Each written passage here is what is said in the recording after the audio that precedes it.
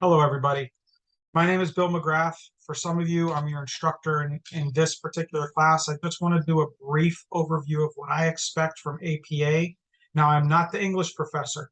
So the English professor, the writing, the psychology, those professors may want something different or more information in their APA.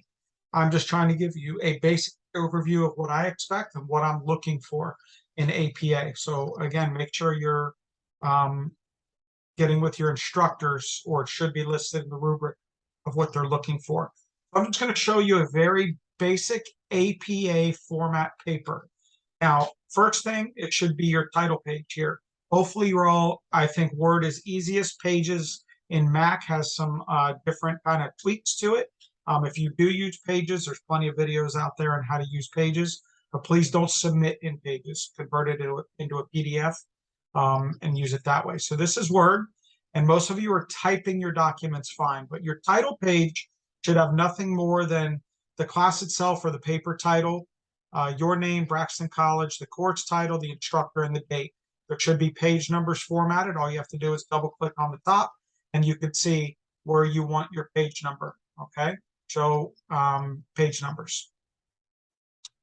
Then you're going to put a title to your document, and you're going to begin typing. Now, some of you are adding abstracts. Abstracts are for research papers, not opinion papers.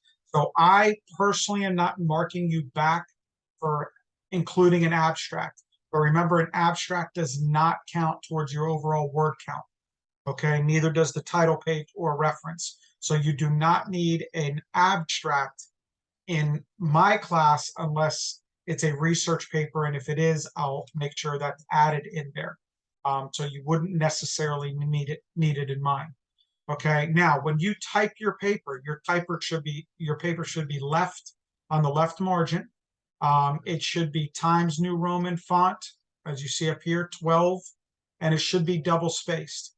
If you do not know how to do that, all you need to do is highlight your paper once you're done. Click on this little arrow right here in paragraph, and you can see the line spacing. Make sure it's double spaced. That will make it look like this, okay, which is what we're looking for. Now, the biggest thing, and the reason I have the video, is for references and in-text citations. Now, if you choose to use Learn, our online library, it will create the reference for you correctly, but Word will also do the same.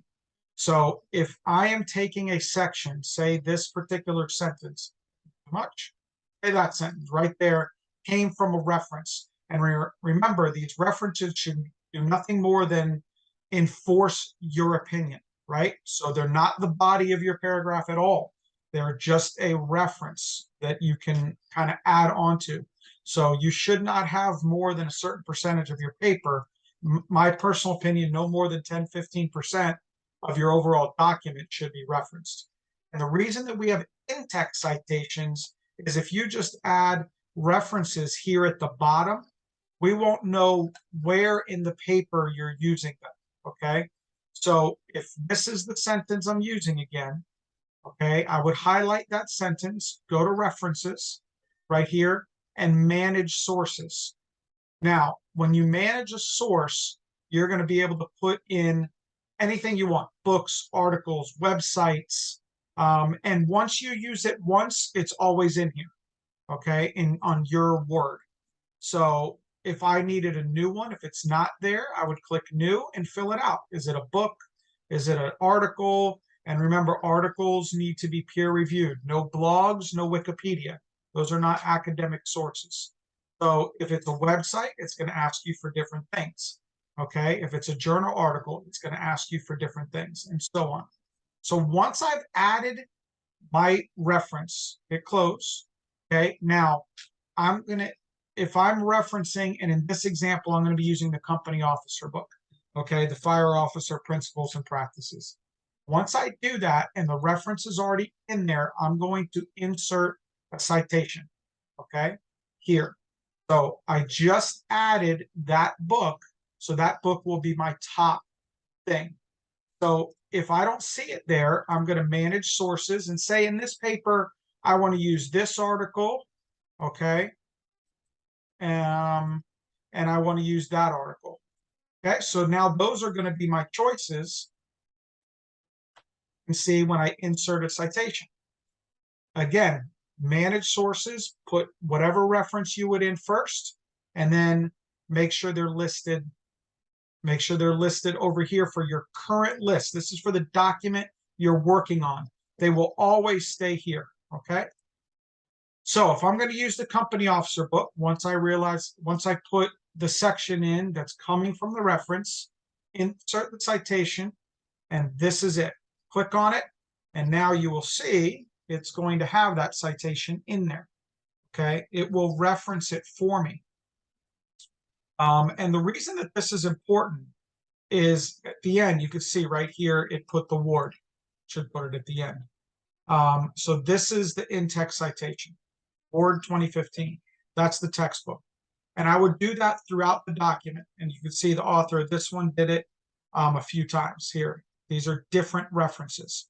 Then when you're all done and you go to your reference page, right here, if you click bibliography, it's going to ask what type do you want. Okay, if I just want a works cited reference page, click on it. And everything that you used in this document will now be part of your references, properly documented in APA format. Okay, so I hope that helps.